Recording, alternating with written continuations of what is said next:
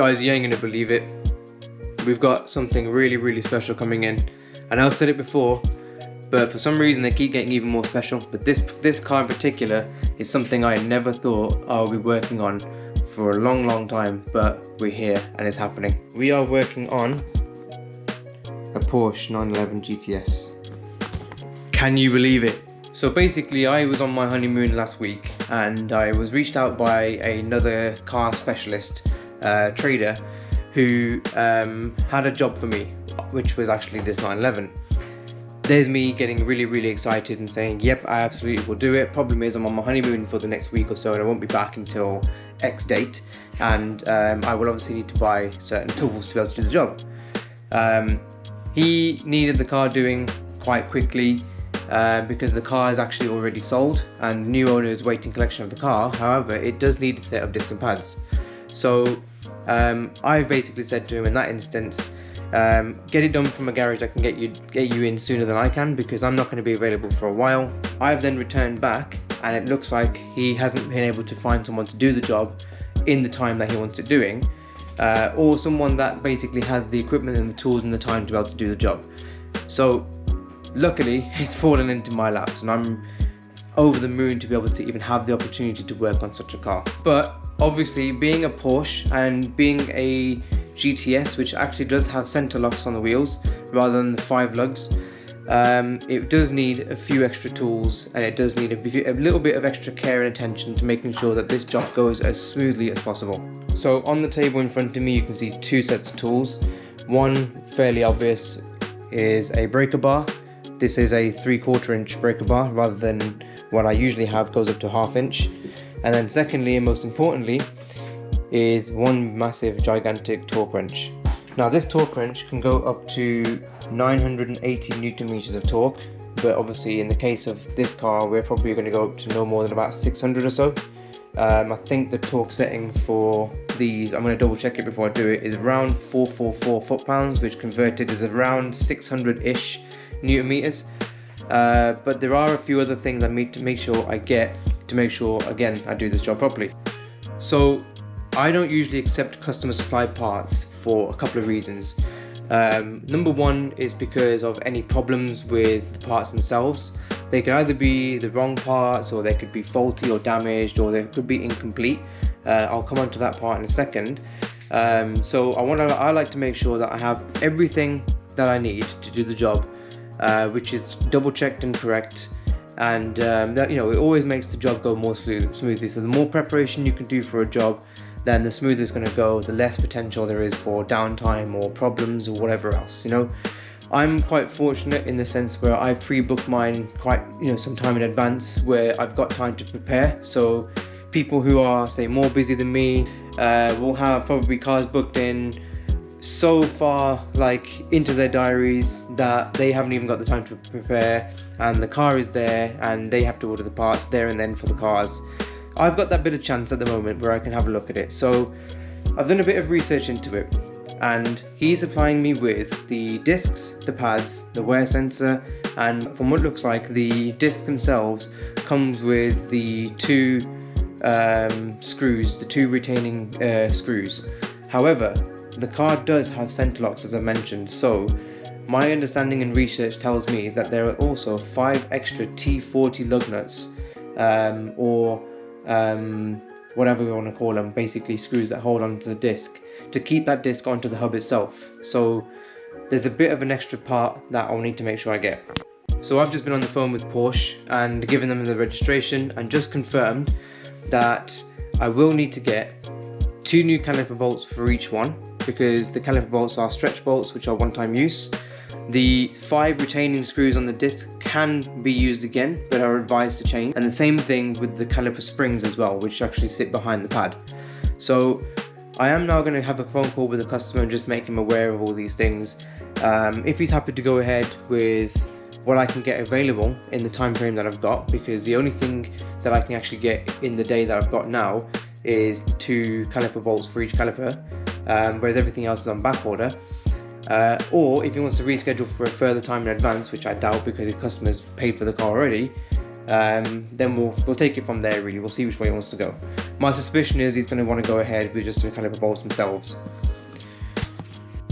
So just got off the phone with him, and yep, as expected, he is happy to go ahead with just replacing the 2 caliper bolts on each caliper and seeing if we can reuse the retaining bolts around the disc and the springs on the calipers.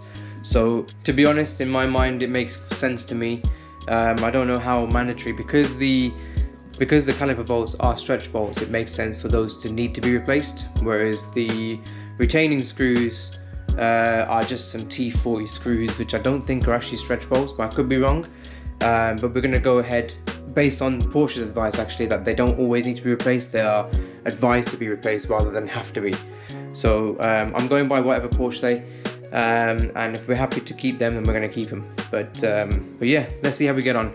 So I will take you with me now to go and see Porsche, to pick up the parts, have a little bit of a nose around their showroom as well, of course, and yeah, let's continue.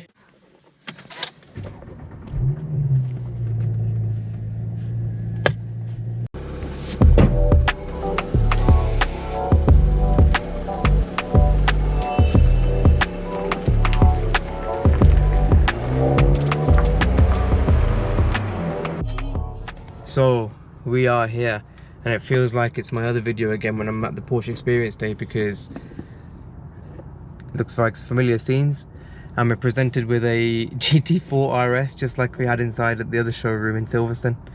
I don't know whether I'm allowed to video this actually, because I'm really tempted to just go around and have a quick look. Maybe I can give it a try. Let's just give it a try, see what happens. I don't feel like I'm too out of place here actually in my S5, maybe a touch. I'm still within the 3 litre gang at least, but you can just see under there, if you can see, there's a couple of GT3s, 992s just there. No, one GT3, looks like a GTS with turbo next to it. I'm going to say turbo by the wheels. As I say, GT4 RS just here with these blue wheels. Looks pretty freaking cool, to be honest. And then we've got the actual showroom itself just in front, where I need to go inside and speak to someone at the reception desk to get the parts. Oh man, I could spend all day here just looking at these cars, man. I'm obsessed. There's too many things here that I could just... I mean, there's another GT4 RS just here. If we just go down here, I can see another GT3 RS. Is that a Manti? A 981 GT4. I love these. I really want one of these myself. They're so affordable for what they are as well. That's what we got over there. Oh, it's the one that I drove. It's actually a Weissach pack 991 GT3 RS. Oh my god, next to a GT3 992. Oh wow. Just look at it. Oh my god. And then something a bit different over here actually, a Turbo GT. I think it's the first time I'm seeing one of these in the flesh, but looks incredible. I love the wheels on it as well. And has he got these? Oh, it's ceramics. I thought it was the titanium whatever brakes where they're like reflective, but they're not. But what a car. I think if I had to choose any SUV, any sports SUV for me, I'd probably go with that Turbo GT. Second maybe Bentayga, the newer Bentayga first edition or something. I'm not really a huge fan of Lamborghini, so I wouldn't really choose an Urus. Yeah, probably would go like a Rolls-Royce Cullinan over an Urus, but definitely just a Porsche guy through and through, to be honest. So anyway, let's go inside and let's go and get the parts. So I've just been given the all clear to vlog inside a little bit as well, as long as customers' cars' regs aren't in there. But why am I seeing so many GT4 RSs? The cars that I absolutely want so bad. I'm just seeing them everywhere now, but in all these different combinations and colours. It's incredible. But anyway, I'm just going to sit in the waiting area. But before I go in the waiting area, what else have we got here? We've got this lovely Cayenne. We've got a Taycan over here. This is the Gran Turismo, I think it's called. Cross Turismo, that's it. Cross Turismo. So my brother-in-law's got a Taycan Turbo S, and never really thought anything of them until I've sat in one. And if you've never been in a Turbo S, or really an electric car for that matter, like on a launch, you haven't really experienced true power. It is absolutely disgusting. So he took me on a launch control. I think I'll just stick a clip in here. I actually dropped my phone into my face because it launched that hard and smacked me straight into the lift. Launch control it. Oh shit.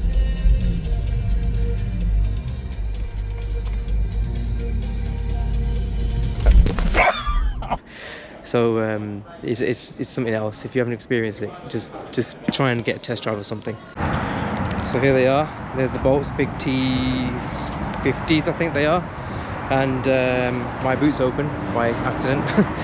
It's funny how you come into places like this and you meet people. I've just been sat with someone in the waiting area who is actually a mortgage broker for quite a prestigious firm in the local area, and we've just been having a conversation about how he can help me, first of all, get a unit, but secondly also help me and my wife now to get a house, because there are strategies and things that you can do these days when it comes to mortgages that can help people buy houses and do things in a really smart way. So just the benefit sometimes of getting off your arse and going places, especially somewhere as prestigious as this. So I'm excited now. He's going to go to I think he said he's going to go to Bordeaux for the weekend, so he's in there having a set of new discs and pads on his car, which he's now got my business card if he ever needs any work done, but I doubt he will.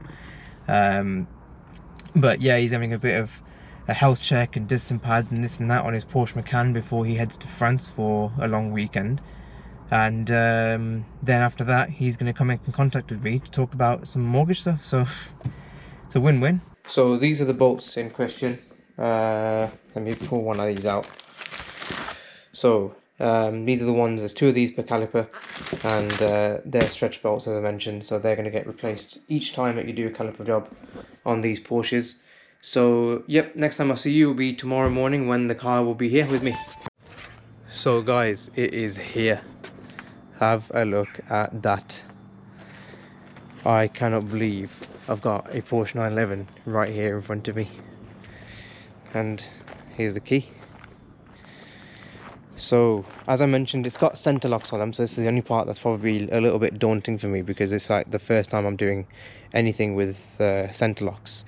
But the whole procedure for the brakes shouldn't be any different to normal really. As I mentioned, I've got the two caliper bolts, which, can I see them on here or not? Can I feel them? I think I can just feel them top and bottom there as well. The rears are, yeah, just as bad, to be honest. Just as bad. The pads are pretty much gone as well. Perfect time to be replacing them. So I've just had a quick look inside as well. The parts are in the front and the pads are sitting on the passenger seat there. So I'm going to get everything out, unbox everything, and have a quick look at what parts I've got to work with. Just make sure I've got everything that I need, and I'm anticipating any like problems or anything, so I can give them a call, or you know, just get started really. So because the center locks, I'm trying to be careful with them, and I've got this massive bar here, I've actually brought some help to undo it. So one person's going to sit inside the car and hold the brake and the steering wheel straight. One person's going to hold the center lock, and then I'll probably be using the bar to just crack it up to about 90 degrees, just so then I can lift the car up and do the rest myself. Let's see how it goes. I'm going to leave the camera here.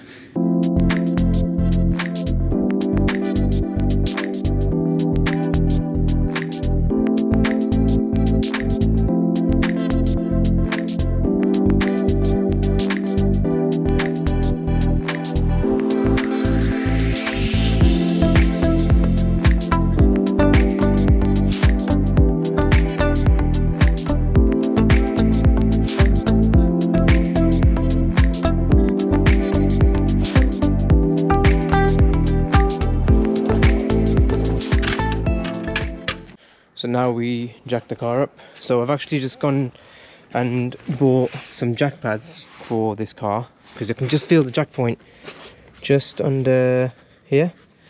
So I'm going to just put that jack pad, sorry, into that gap, and it fits just there. Obviously you can't see it, but you have to take my word for it. So that's going to go in there and just protect the car with obviously the metal surface of the jack, because I used to have a rubber jack pad that used to sit on here, but with time and use it's just worn away, so it's just slung it. So yeah, I'm going to get this front wheel jacked up now and then have the fun part of taking this big wheel off.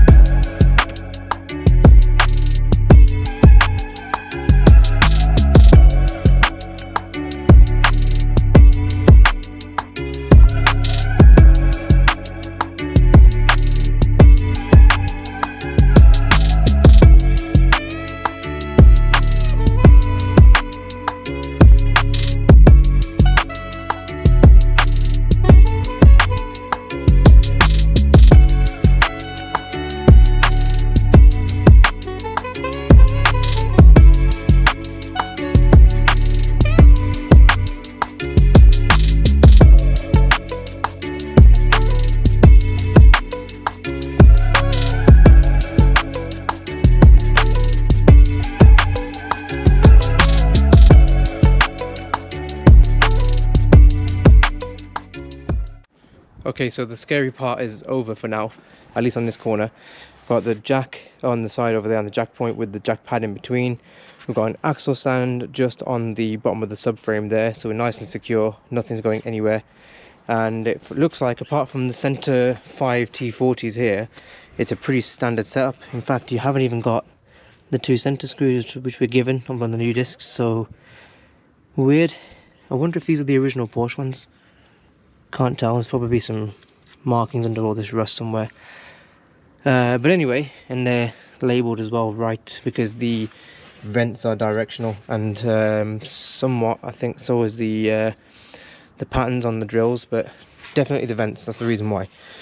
So we have got one big T50 bolt there and another one just here. The wear sensor is just in the center here, which I'll probably just move out the way in a minute. That should allow the caliper to come off, take these off and get the disc off, clean all the surfaces, put the new one on, put the new ones in, put grease when we need it, and we should be good to go.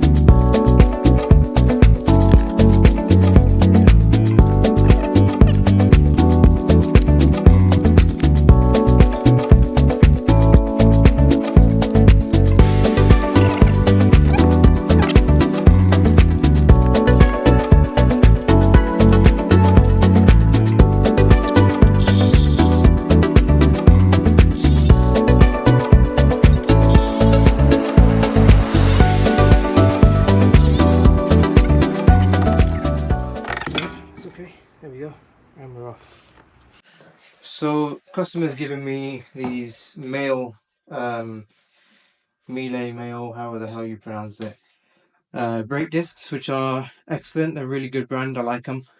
Textile pads, we've got some Apex pads I think for the rears, and some Apex discs still on the rears as well.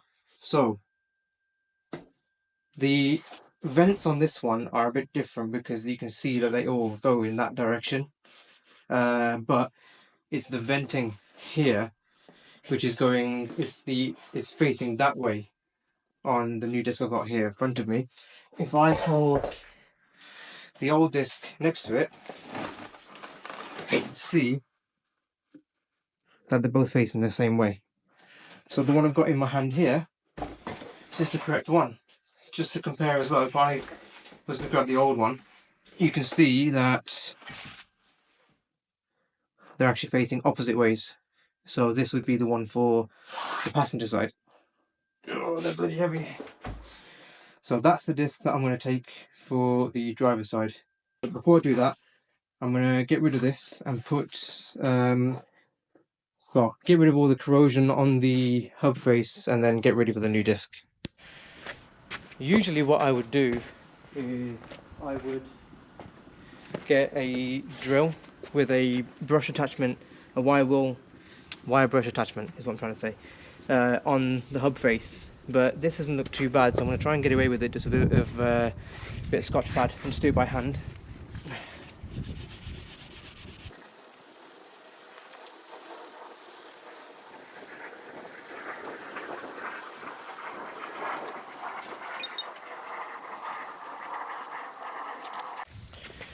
I think that's pretty much done it, to be honest.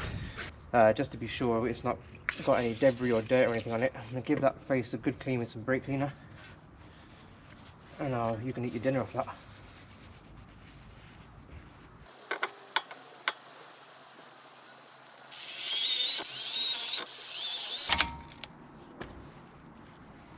So these are the screws actually that I was going to replace. Because they're torqued up to something really low, I think they're 7 foot-pounds, so I don't know what that is in newton meters. I'm guessing about maybe 10 or 15 at the very most. I don't see why these are mandatory to replace. It's just exactly what the guy at Porsche said to me as well, so you could quite comfortably get away with using these again.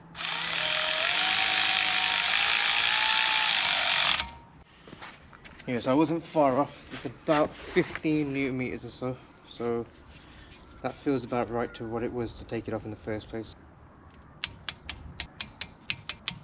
Now let's sort out this caliper and get the pads in.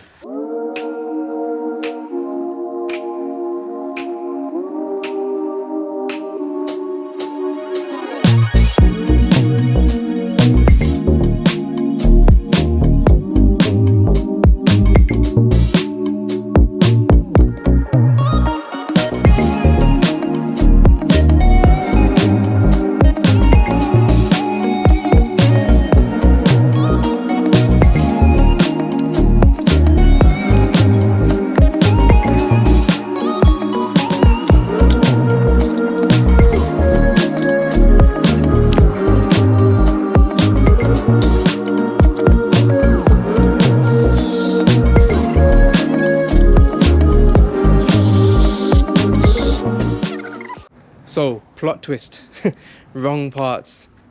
Right, so here is the new disc, and here is the new pads, and here's the caliper, and everything put back together.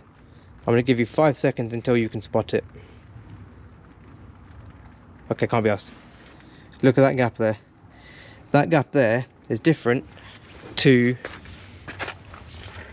that gap there, where the pad is exactly in line with the edge of the disc on the inside, and there's no overhang on the other side of the pad. So we have a problem. The issue is that the discs are the wrong size. I think what was given to me here is 330mm, whereas on the actual car itself is 350mm. What I've basically done is contacted my supplier, who turns out to be the same person that I've got the customer got his parts from. We've been able to work it out amongst us which are the correct parts, because we've also referred against Porsche systems, and we luckily have got the new parts on order, which should be here within an hour or two. So I am going to pause where I am for now, and I'm going to continue with it when the new parts are here, because there's no point me undoing the brakes, everything on the front here, to start the rears, which may or may not be correct or incorrect. I hope they're correct, to then have to come back to the front. So I'm going to give it a pause here. I'm happy to leave it where it is because it's on the jack point, and the subframe is supported by the stand here. I'm just going to put the windows up and wait for the new parts to turn up, and then take it from there, really. A few moments later. Several hours later, and we are basically back where we started. So I've put the original disc, original pads back on. The only thing obviously I can't put back on is the original pad wear sensors, because as most of you guys know, when you take off a sensor that's been on there for a long time, it's more than likely going to snap or break before it comes off nicely, which is exactly what happened. So it's broken, it's around here somewhere, which is totally normal. So I've left the original one on there, but I haven't plugged them into the pads, so that when the new pads go in there, he can just plug them in, save somebody a job, probably me. But basically the new parts arrived and they were still incorrect. It's actually nobody's fault, it's actually more to do with what the system is saying. So strangely enough, what's happened is the discs on the car now are 350mm, and they're apparently classified as two-piece discs, even though they're not actually two-piece discs. They're still counted as a floating piece, because if you see just in that gap there, there is like these kind of spokes, if you like, that attach the bell housing of the disc. I can't even think anymore. The disc to the, well, this part of the disc, whatever, you know, this part and that part, it connects them together. So it's counted as a floating disc. The original ones that aren't floating are actually 330mm, which is why you saw the overhang. The other option obviously is for carbon ceramics, which this doesn't have, which apparently the carbon ceramics are 350mm as well, which added to the confusion. So we've basically got a bit of a decision making point to do now. So I've basically given the car, put the car back to the way that the customer gave me to me in the first place, so that he can make a decision as to what he wants to do, but at least he can still take the car away today and do what he wants to do with it. There's a bunch of parts inside which I will give back to him, as they were his parts in the first place. So we'll basically take it from there. So all I can say is to be continued.